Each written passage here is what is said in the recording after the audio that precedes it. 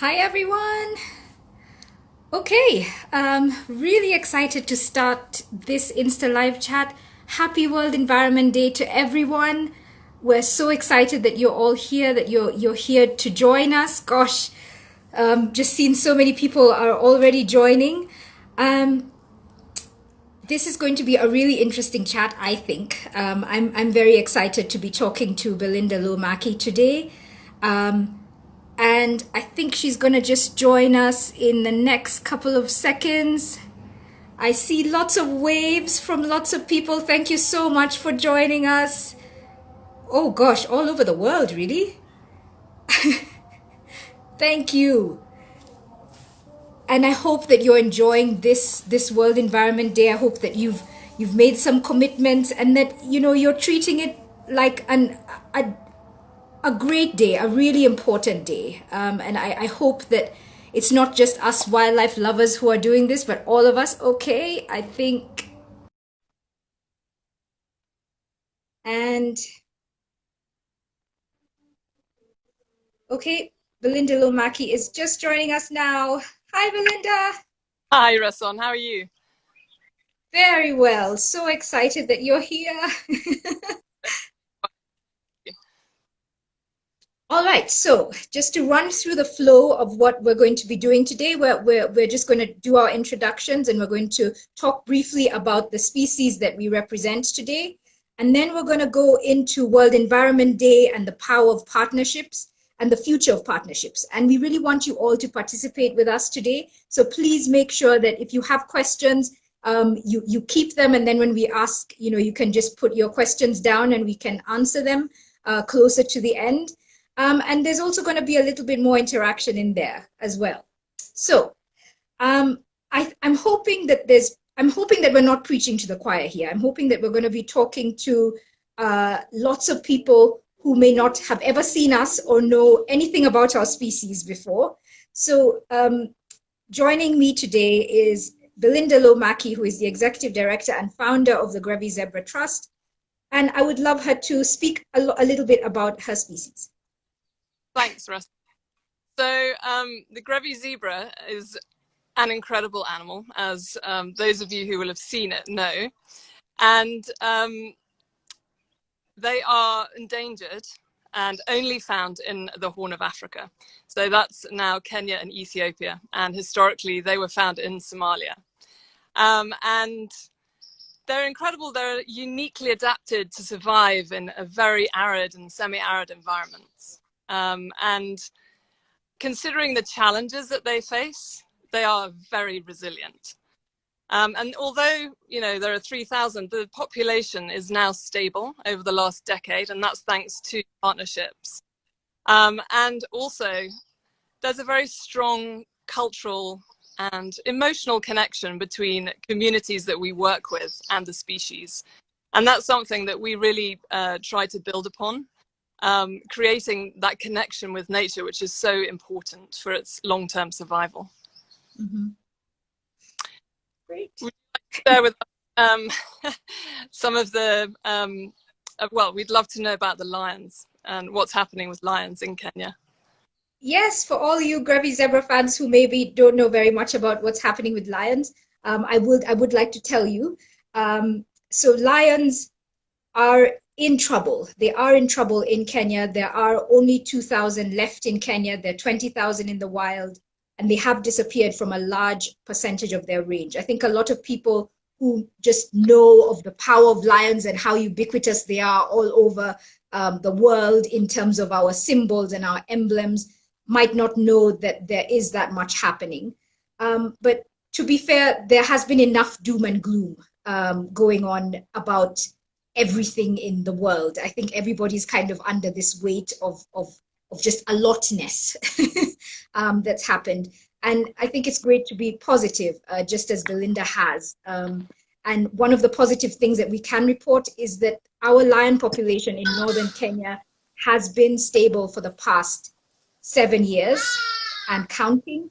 And it is again due to the power of partnership and due to that cultural connection. I think we work in a fantastic and incredible environment where lions and grevies and so many different species have thrived because of the work because of the cultural connection that people have to these species.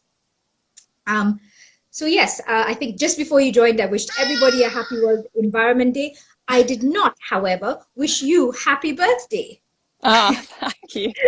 Thanks a lot. Yes, I think it's great. It's a great way to be celebrating the day. So yes. Thanks for inviting me to this conversation. Thank you. So on this World Environment Day, the theme across the world is it's time for nature. And I think a lot of people are just taking that little phrase, but there's a wider phrase, and the wider focus is to look at it's a focus on the essential infrastructure that supports life. And we really looked at that and really liked that, Belinda and I. And we thought, this really leads into our infrastructure project, because we talk a lot about gray and green infrastructure. But it also, the words essential infrastructure that support life really made us think a lot more. We thought about the fact that solid teams are essential infrastructure, and also that solid partnerships are really, really essential. And one of the things that makes our partnership between EwasoLions and the Grevy Zebra Trust so powerful and so solid are shared values. So we want to have a little exercise with all of you. Belinda and I have these boxes. I have my box here, and she has her box. And we've got in there, in these boxes, some values that we thought were really important. So I'm going to read out a couple here. Okay, so this one says flexibility. There's responsibility, hardworking, respect, harmony, fun. But the one that I read that really stands out for me and for EwasoLions and Grevy Zebra, and the reason why our partnership really works, is integrity. We know that we can trust Grevy Zebra to do what they promised that they would do, and that really leads to more work together. And so that's my one. What's your one? Okay, I'm gonna have a quick dip into here, and mine aren't as nicely typed out as yours, but I have compassionate leadership, which I think is a very strong shared value throughout our teams, and that's really essentially the well-being of people. We need to have healthy teams and healthy communities for a resilient and successful conservation project. And that focus throughout our teams on taking care of people, on being compassionate, on leading from a place of love, essentially, is something that I think we both our organizations are built upon. And I think it's especially sort of timely right now in light of this pandemic, which is an environmental injustice, and the social injustices that are surfacing. And the fact that, social and environmental injustice go hand in hand, and they need to be addressed together. And that one of, these core values that we share are absolutely critical to doing that. Yeah. In the audience, with you guys out there, do you have any values that you want to share that you think are really essential for strong partnerships? Hi, Poppy. Hi, Poppy. Hi, Julie.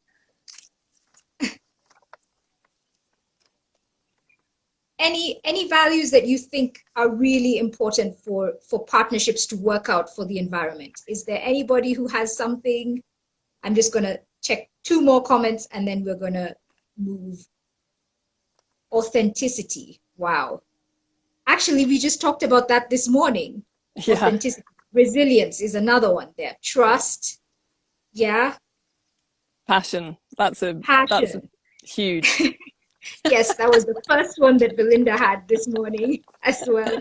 Trust. There's lots of trust, and kindness, which I think goes back to compassionate leadership. That aspect of kindness and dedication. Really.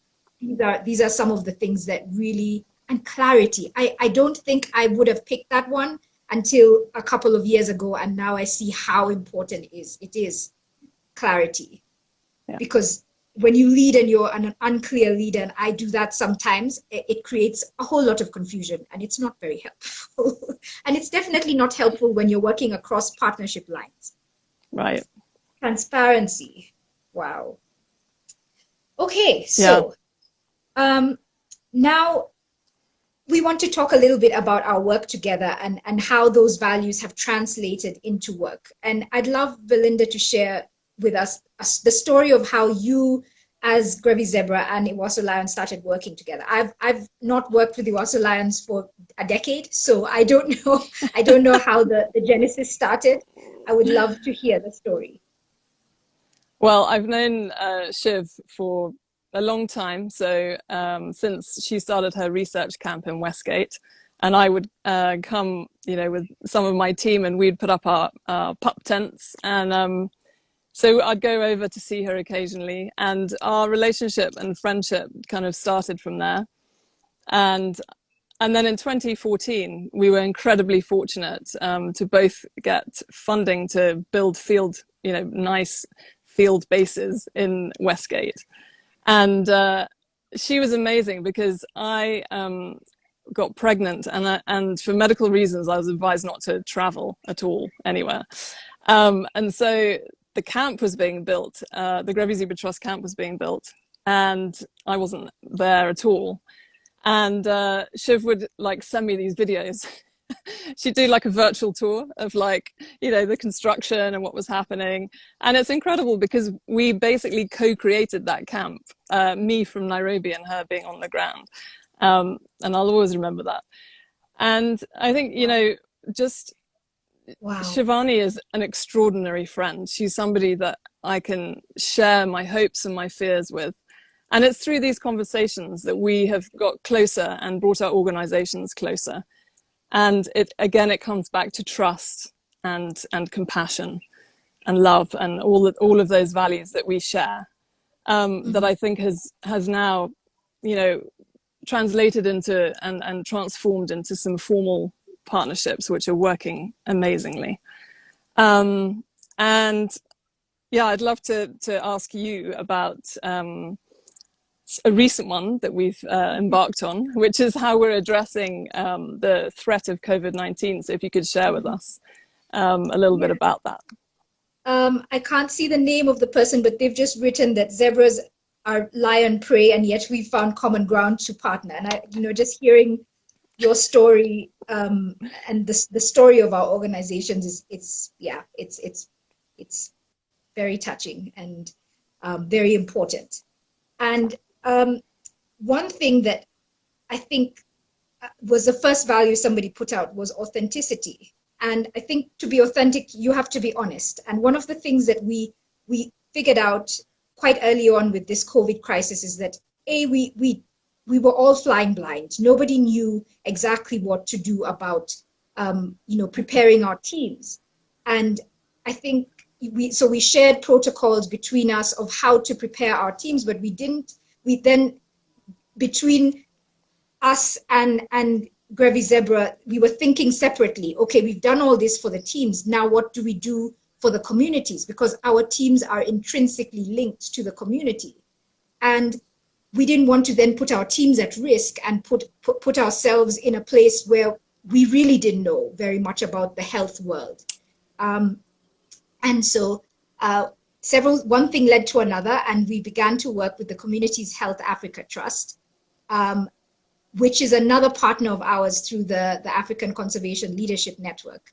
And we then knew that we could pour in our resources to people who actually had the expertise to go around the community, giving correct health advice, making sure that people had masks, had water. We have tippy tappies and all these washing stations for people. And I think that was really, really great that our teams then worked together on the ground to support chat. Yeah, so that is the most recent example of our partnerships. And I I think one of the ones that has really pulled us together that we actually have an MOU over is the infrastructure work. So I'd love you to talk about the infrastructure work, and I think also segue into, because we're talking about essential infrastructure. So you talk about the gray infrastructure, but also about the green infrastructure in terms of our rangeland management. Yeah. Okay, great. Thanks. So grey infrastructure, just in case it's a kind of a new term for some people, because it's not always intuitive about what it means, is kind of human engineered sort of concrete and steel infrastructure. And that's in the context of a green infrastructure, which would be the ecosystem services, the plants, etc., that support life. And I think, coming into northern Kenya are some pretty daunting large-scale infrastructure projects that are planned. And that's the Lamu port to South Sudan, to Ethiopia transport corridor, which is basically a pipeline, a highway, and a railway. And it pretty much bisects, Grevy zebra habitat and Samburu County and many other really critical areas for wildlife and also for pastoralists. And so there is a big threat there in terms of landscape fragmentation and threats to livelihoods as well as wildlife.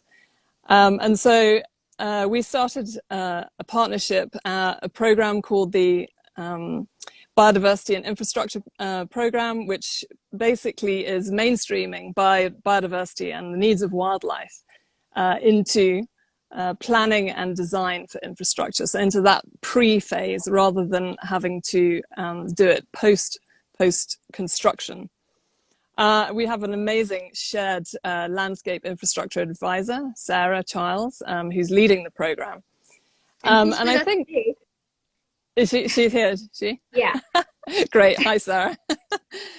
And, I think it's basically, again, our program is based on a trust-based, constructive collaboration and engagement with other sectors. So this is with, the development sector.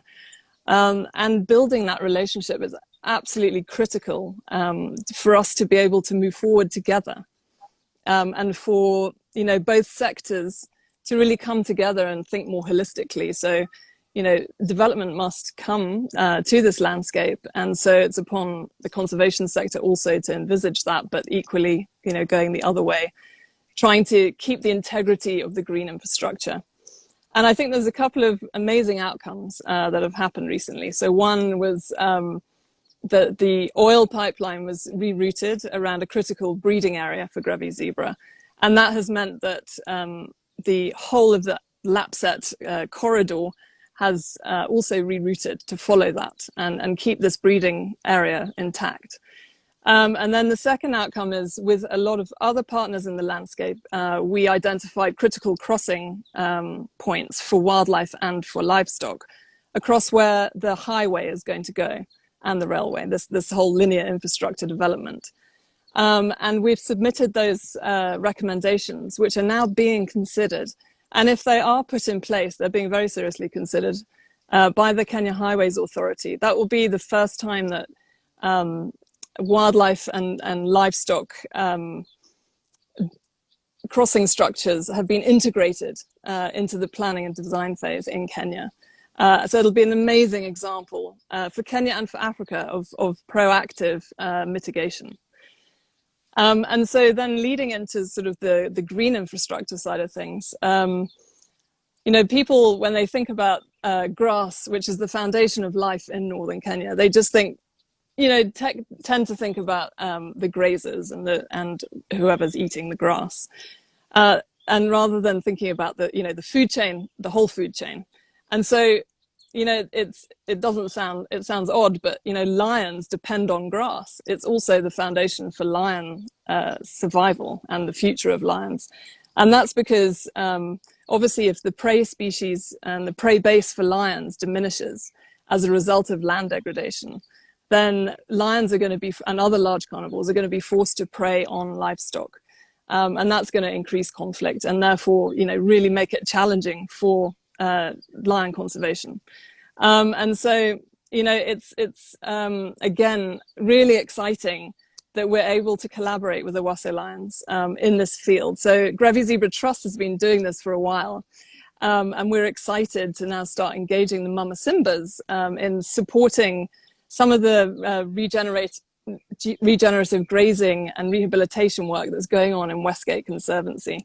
And once I think this pandemic is over and movement is a little bit freer and you know, community gatherings can happen again, we will be able to really take this work forward together. So that's really super exciting. And then I just wanted to, you know, talking of the Mama Simbas and women, I think I'd love you to talk a little bit about the thought leadership that EwasoLions has been kind of, you know, at the forefront of, especially when you organize the Pathways Conference. You really brought up important issues around gender and race, and I'd love you to share some of that with us. Okay, so I'm going to start off with my pet peeve of the week, which has been that when we had Pathways, there was a lot of talk about how important women are for the environment, how important women in leadership positions are, because, you know, there's a different side to which women bring to the table. And yeah, the diverse views and really important perspectives that I think would be missing if you know, half of the human race is excluded, and really missing to the detriment of the environment. And I really was so excited to see that being highlighted on that day. It was highlighted on International Women's Day. And that really just, you know, got us all pumped up and was so excited, you know, this is now going to be a standard. But as I watched this week, all the panel discussions, the webinars, the Zoom chats that are coming up that were, you know, around World Environment Day, I noticed that most of them are men, maybe with a female moderator, or maybe one token woman and 4 men are on a panel. And I was very disheartened by this, you know, considering the gains that had happened earlier this year. And I think this week has been a week of disheartening, these past couple of weeks, with that and with the social injustice going on in America, which has also highlighted many of the inequalities that are actually happening in the conservation world, also around race and around this sort of social injustice. And I was just kind of heading into just being angry when I read a quote which said, you know, you could either scream at the darkness or you can light a candle. And I really thought that was exactly what we should be doing. So instead of me just focusing on all these things that are not going well, number one, I can celebrate that our panel today is 2 women. And number 2, we can talk about the work that Grevy Zebra and EwasoLions have done, kind of influencing each other to really give space to women. You know, I believe that there is room for everybody in conservation, but we really have to make that room a reality and widen this space. So please give some examples of the work that we've done so that we can all feel better about this. Well, I mean, we've both got incredibly strong women's programs. So you've got your Mama Simbas who are incredible. And we've got our Grevy Zebra Scout women. And recently we've had 3 incredibly strong women leaders join our Rangelands program. And, you know, all of these women coming together have got their voice. They've got a voice through this work. Wildlife has enabled that to happen, and their voices are being heard. And I think, you know, for them, that is transformational from a social point of view, and elevating them within the community, giving them a platform to represent other women in the community. And I agree. I think, you know, traditionally we work in a culture that is, you know, sort of the leadership is traditionally male, But more and more we're seeing that, this social equality has to take place, has to be, move forward, to move everything forward, especially in things like, quality of life. Everybody has the same quality of life aspirations and needs to express them. And so women must be included in that and be able to work with the whole community to lift up the community. And I think our programs are really making a difference in terms of how women are being perceived in their communities. Yeah, and I think what I love as well is that it doesn't have to represent the breaking of culture. No. Our women still live very traditional lives, and it's not that they didn't have a voice at all before, which is what a lot of people believe when they look at African cultures and they say that women are just completely silent. They do have a voice, but what our work does, whether with Grevy's or with EwasoLions, is that it amplifies that voice. And it allows them to use their voices in different ways while they are still maintaining their culture. Because for us, we know that this culture is integral to this landscape, and the breaking of that, completely breaks the landscape where our lions and our Grevies exist. So yes, we're widening the room for everybody in conservation. And I'm hoping that if you have questions, please, you can please just go ahead and type them out and we can start ruminating on them. We want to just go, yes, pun intended. We want to go into the future of partnerships in a post-COVID world. This is World Environment Day, and we really do have to think about what we're planning for the future, especially, vis-a-vis partnerships. And one of the things that I was speaking to Sarah Childs, our landscape infrastructure advisor, this morning, and she talked a lot about the fact that effective communication is going to be so important. These Zoom chats might actually be the future. These Zoom chats and Insta lives and all of the things that we do now are going to have to be really part of what we do. And I think that really represents a very big opportunity. I think back to the idea of these inequalities. Conservation has very often been kind of a niche career, a niche agenda that is kind of parked on the side. It's not as important as health. It's not as important as any of these bigger things, education, these bigger things as they were. And yet the whole world is kind of at a standstill because of issues with biodiversity. So we really have to put this at the level that it needs to be. And we, really learning to tell these stories and tell stories outside of our regular conservation and nature lovers, animal lovers, I think is going to be extremely important to make sure that that stays in the front of people's minds, even as they open up and go back into their regular life. And I do hope that regular has a different meaning now, actually. So that, I think, is my takeaway for the future of partnerships. Yeah, I absolutely agree. And I think, there needs to be this cross-sector collaboration. And I think it's, when you have a foundational partnership like between Grevy Zebra Trust and, oops, sorry. No worries. My structure collapsed. Oh, can you see me? Yes, okay. Yes. Sorry. Yeah, when you have a foundational partnership, oh, okay, I'm just going to hold it with my hand. Sorry about that. That really, it's the strength of that partnership and that foundation that leads to other partnerships that can then be formed through that original partnership. So, you're building partnerships upon a foundation partnership. And I think that's been exemplified in our infrastructure work.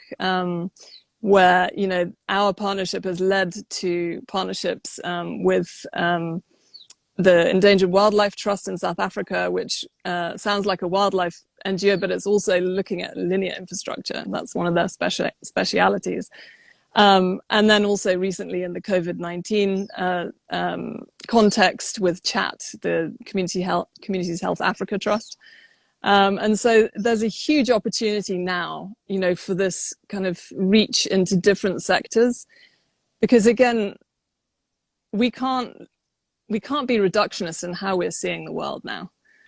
I think this pandemic has really brought that into focus. That we depend on ecosystem services. Our lives depend, and this is the theme, right, of today, of World Environment Day.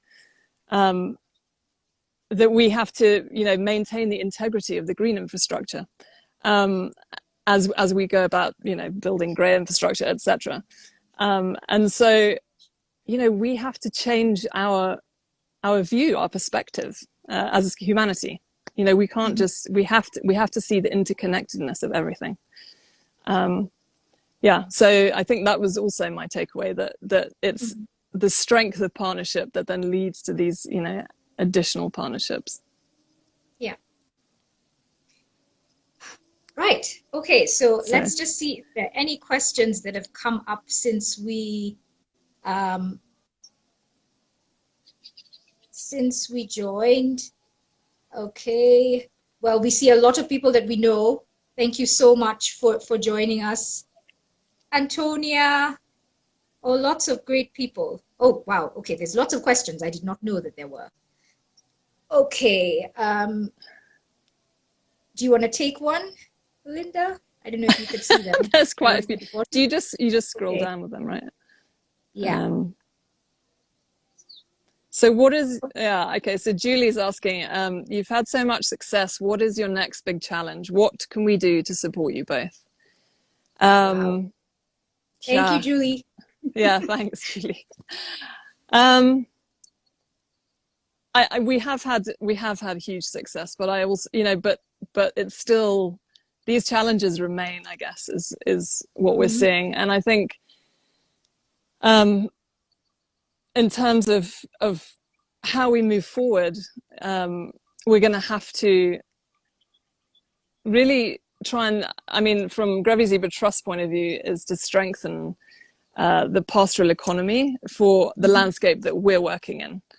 Because we've looked, you know, we've seen the effect of the tourism economy kind of collapsing, and it's not, you know, we can't rely on these external income to provide the quality of life that people need, and yet pastoralism can provide that, and it's culturally, you know, it enforces the culture, which is perfect, and so I think, you know, the biggest challenge for us is scaling up it, and scaling up requires partnership.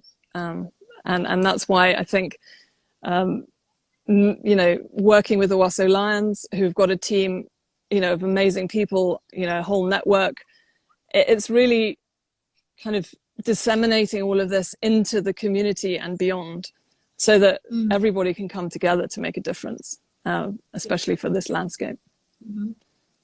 I think we've talked about our successes, but I think one thing we might not have been clear on is that this is just the beginning. That, you know, when we're talking about rerouting of a pipeline, the pipeline has not been built yet. No. You know, there'll be so much restoration work that is to come on this, and that's just one of the many pieces of the Lapset corridor. We've you know, given our advice about critical crossing points. We have to see all that through, and that's going to really require staying power from all of us, from all our organizations. You know, as EwasoLions, one of our big challenges is that there is dwindling lack of prey.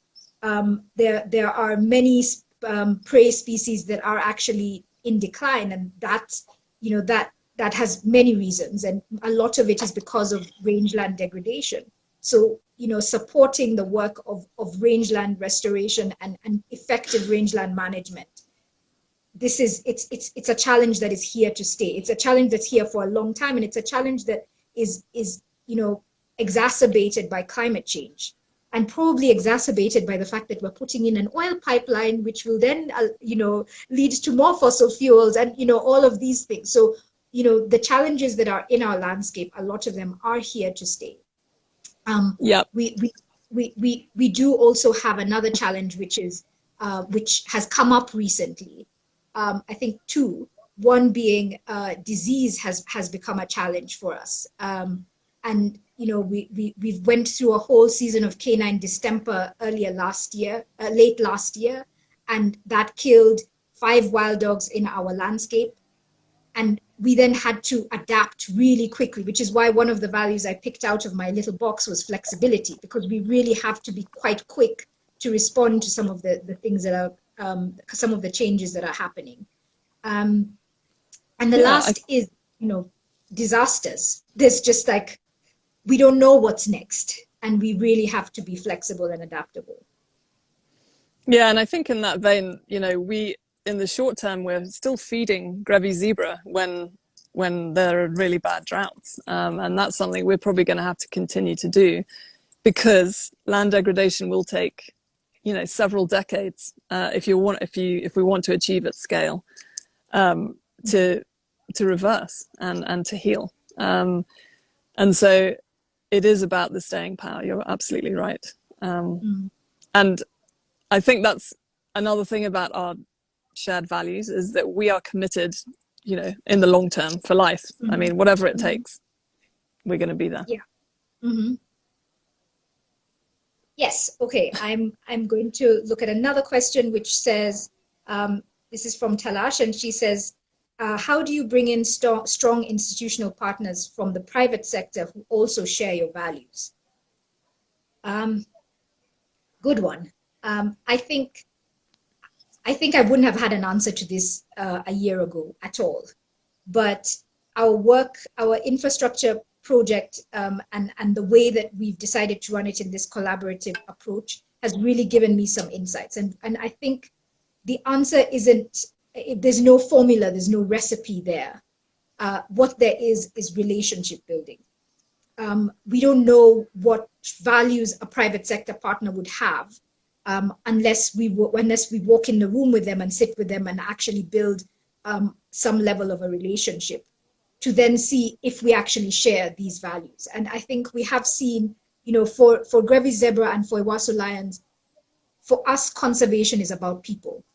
And I think we are very quick then to pick out people or institutions then who also see how important it is to involve the local people who are right next to the resource, who are in the landscape, and to involve everybody in the decisions that have to be made. So if we then find private sector partners who see that value, that's already a starting point.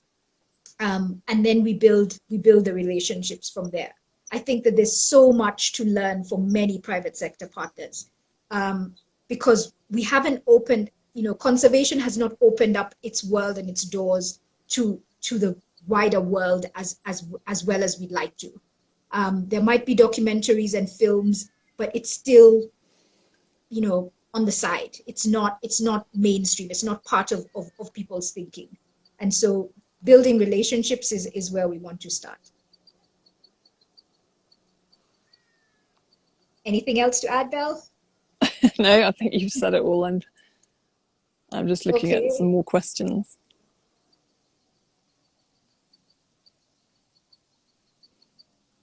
There's a question about how can we increase, from breaking green ceilings, how can we increase representation and inclusion in conservation?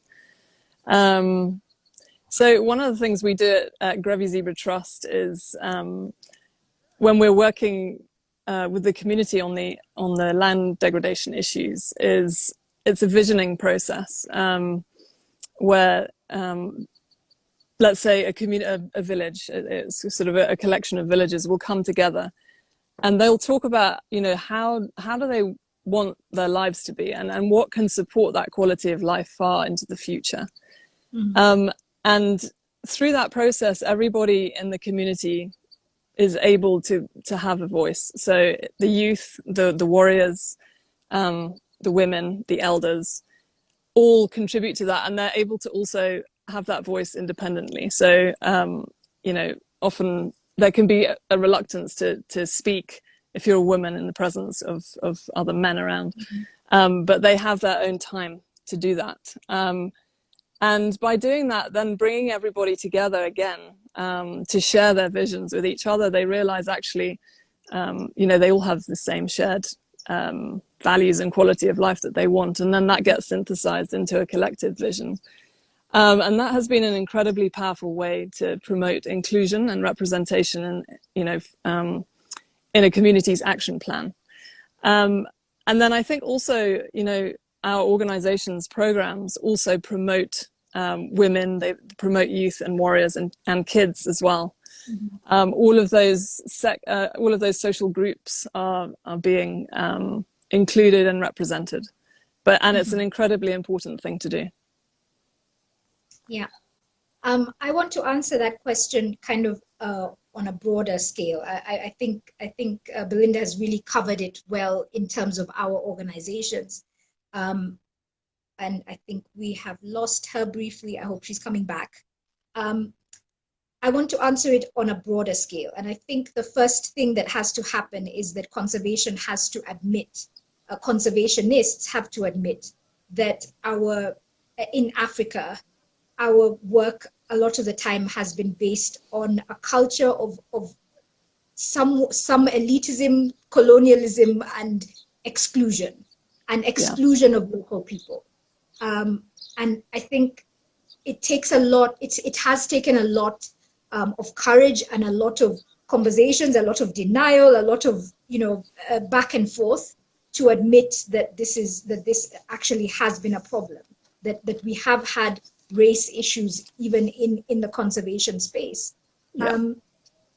So what will it take? I think the first thing it will take is to have a collective discussion, and I think these discussions really have to be done on the basis of empathy and on the basis of really understanding that we all want to change and grow and move together. We don't want to keep this culture of exclusion or create a different sort of culture of exclusion. So if we're able to do it together, if we're able to have these discussions openly and frankly and in safe spaces, that's always going to be the first step to then move forward through to figure out how we're going to keep a culture of exclusion, a culture of inclusion. Sorry. Yeah. Yes. There's one more. I saw one down there. And I think we are wrapping up now. I just want to check the time very quickly. Yes, we only have like 3 more minutes. And at this point, I'd really like to say that if you are not following Grevy Zebra Trust or EwasoLions on Instagram or on our social medias, please do follow us and tell people about our approach to conservation, because there are very many different approaches. Right, so what can be done to create future ambassadors? So that most of this talk doesn't happen only in affected areas, but in the urbanized areas. Oh, Alfred, I am so happy with your question. I am so happy with your question. I think if I could split myself in half, I am half a person who loves being in the wild and half a person who was born and raised in Nairobi. So my heart is split in these two very different places. And I really believe in getting more Kenyans, more Africans, more urbanites involved in this conservation question. So I'll talk a little about what we have done. Last year we held a symposium this was with EwasoLions, and Grevy Zebra were also represented there, and hopefully we're going to do one joint one this year. A university symposium on wildlife conservation.